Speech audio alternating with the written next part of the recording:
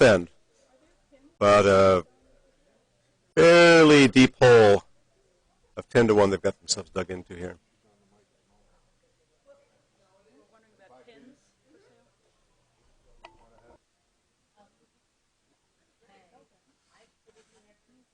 Jeff So is being swept frantically by Emily English and Liz Mattery, the two women on this mixed team. It does remove the Yellowstone, but the shooter spills, and the house is empty.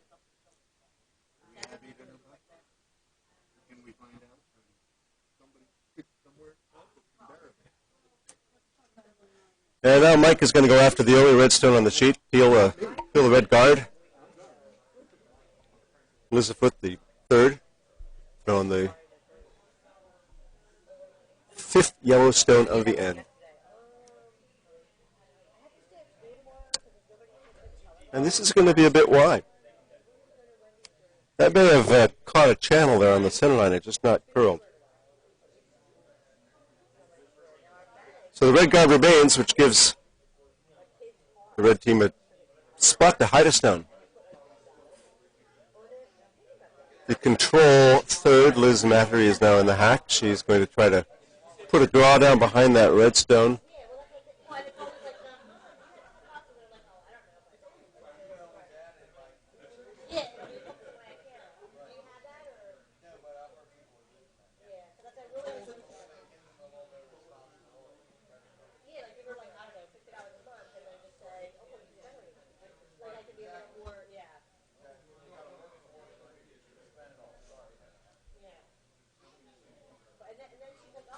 And the sweepers are brushing furiously.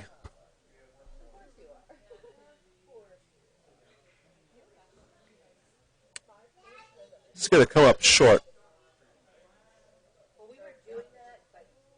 Maybe a little tap on the guard to a biter.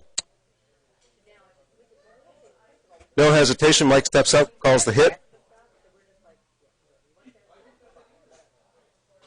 A hit just off nose will be a double. Anything else? Peeling the guard is also an adequate outcome at this point.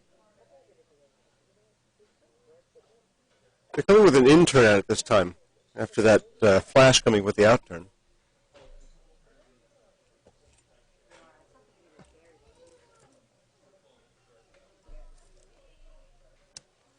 And she does get both of them, but she does not have enough weight to remove them, so we're actually going to have, well, that red stone is just skipping out of the back. It could be a catcher. Control could use that to cozy up to if they really had to. It could also be a skip tripper. I hate those trip hazards. Yep. It's okay. We have an ambulance and a fully staffed paramedic crew here standing by. No, but that's mostly because of the bar, not really because of the ice. Because it's, it's a long weekend. Well, actually, we don't have them lined up just yet, Jeff. Those overtime rates are just killer. We can't afford to do it for the early Thursday draws. Okay, well, we'll just have to raise the rink fee next time. We have your rink fee, which is $300, and then your emergency medical, the EMS fee, which is probably, what, $50, $60 per person, I would think. Right? That sounds pretty reasonable, Jeff. Maybe we'll have to look into those costs and see if we can't work that out. In the meanwhile, we'll just have to hope that everybody is a responsible curler and is cautious and careful, as you should be when you're mixing ice and potentially something from the bar. Like Diet Ginger Ale, my favorite. With ice. Yeah, with ice. What's the score on the far right one over there? Currently, D is sitting tied up 1-1, but I don't know what just happened in the third end. They have not hung the score yet. Oh, okay. And they're about to. Okay, the current score is over on D. It's red has 3 points, and yellow has 1. Oh, thank you much. You're very welcome.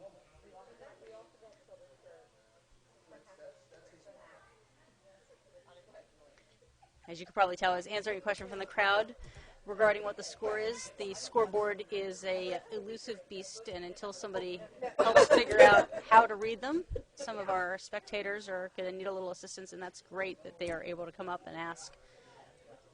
And I'll probably go find that gentleman a little bit later and teach him how to read the scoreboard.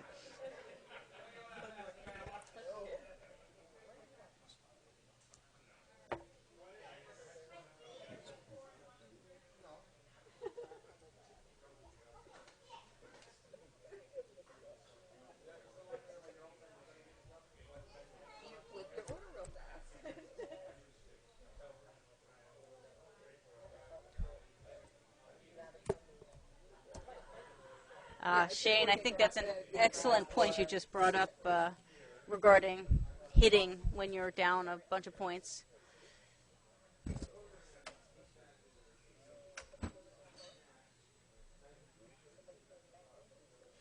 Their hit was successful, but unfortunately that red stone is wide open and looking very vulnerable at the moment. That is a good point. Probably Stephen should have been looking for places to draw rather than hitting yellow stones, drawing down to them, freeze on them, create some traffic in the house so you have places to hide stones. You have to take some chances, of course, when you're down. You've got to take risks. And going to a conservative hit game probably will not get you back in the game. It's true. You need rocks to get points, and sometimes it doesn't really matter for a while which color rocks they are. Until you know you need to score, but you need to generate some points. You need some traffic. Oh, and that was a lovely, lovely hit. Double takeout. They also doubled out that skip flipper in the back, yeah. Definitely cleaned So up that the house. stone will not come into play. And I think we might actually have ourselves a flob over there. Yep. Liz is in the way. She's looking at it too, though. I think that you're right. I think that is probably. I think it biting. is biting. I think it is biting.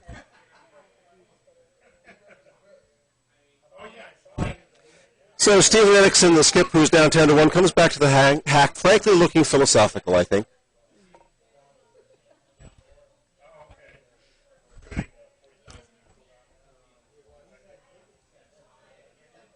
And here comes his delivery. This should be a draw to somewhere.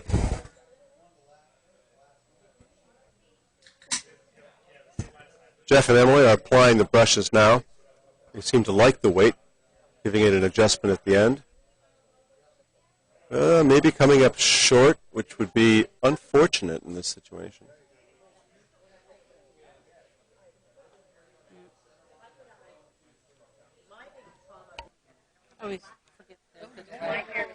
Oh, yeah. Well, that one came somewhere, and it's a yellow stone. So, I'm sorry, it's a red stone. Red stone. It's just So out Control is happy.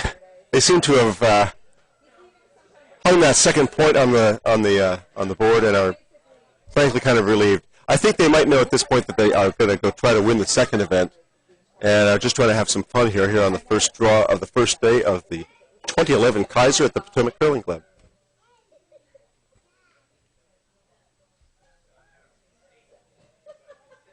So once again, without hammer, Emily English, the lead, will be trying to put down a centerline guard. Maybe get a steal going. The sweepers are working hard to get that rock over the hog line. And they put that in place. That's a pretty nice guard. Yeah, great weight on that.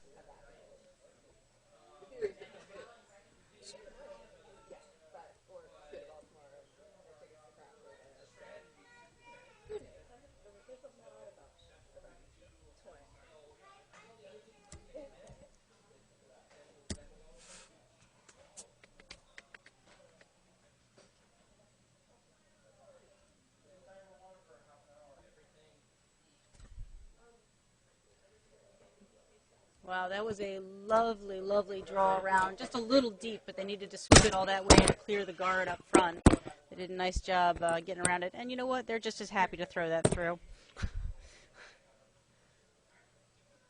Probably.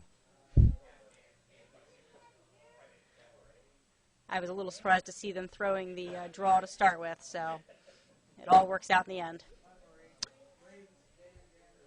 Control lead Emily English is second stone.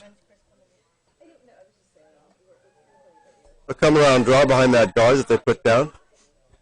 Sweepers are just watching it. They seem happy with the weight. The line looks good, too. It'll probably settle in the top 12. And that's skinny, that guard about as skinny as you can skinny a guard. That was a nice Very, very nice shot.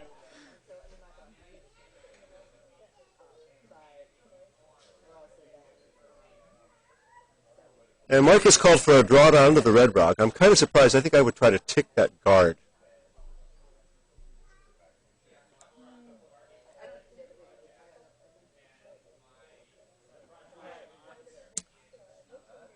Making sure those second stone is maybe a little light. The sweeper's on it now.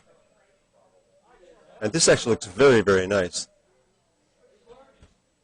Wow. I swear that was the exact same path. That stone skinny that guard. If anything, it was skinnier, which Yeah. is hard to believe. There was a flea on the side of that stone. It's flattened out now, I tell you. Those are a couple of really nice shots. Those are great team shots, too, because you need to have the line call and the effective sweeping. I don't think it gets any more fun in this game than that kind of shot right there. I agree.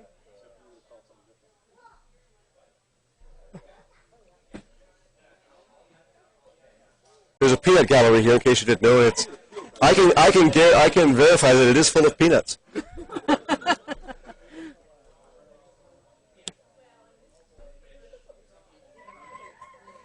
Jeff Lee, the second's first stone, is a draw to the other side of the house.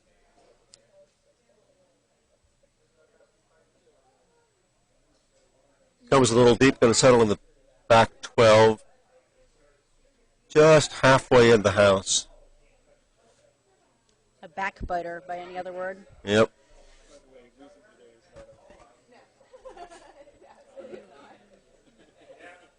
So now Mike is looking to maybe get a piece of his yellow stone and drive it back onto that red. And the advantage here, that's the wrong house. The advantage here, of course, is that if it comes in there, he removes the guard, and that removing the guard is an adequate outcome, too. Or if it overcurls like this, you could actually run back. Oh, shit. Well, that was exciting. It's yellow into red and yellow into red. Red leaves, yellow ends up with a button, and a yellow guard, corner guard out there on the left-hand side. Now, Stephen's calling for a takeout again, and I think my preference would be to try to throw that freeze, especially since Jeff pretty much just threw that weight. yeah, I think that would be a better call.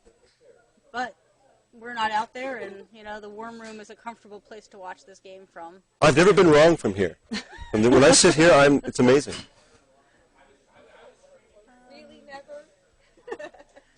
I think what he's looking for is the roll, which to go behind that guard, and that was actually a pretty good shot. He got a little too much roll, and that stone is visible from the outside of that yellow guard, and Mike's looking at it now. And in fact, he is going to go after it. Steve Hack, the second, will throw his second stone at what is now the shot rock in the back left 12-foot.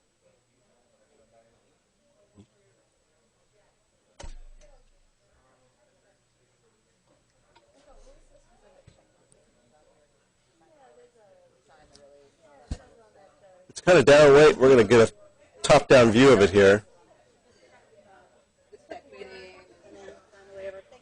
Just a great shot. Just a great control weight shot. Shooter spills out. Doesn't give the control team anything to draw down to or play around with. So they're still sitting with one in the back, which is the shot rock halfway in the house, and looking to draw behind the yellow guard.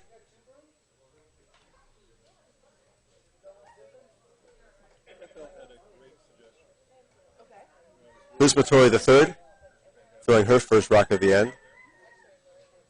Looking a little heavy.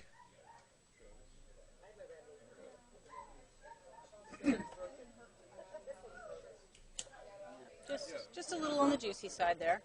It was a rock strategically thrown to rest his sweepers.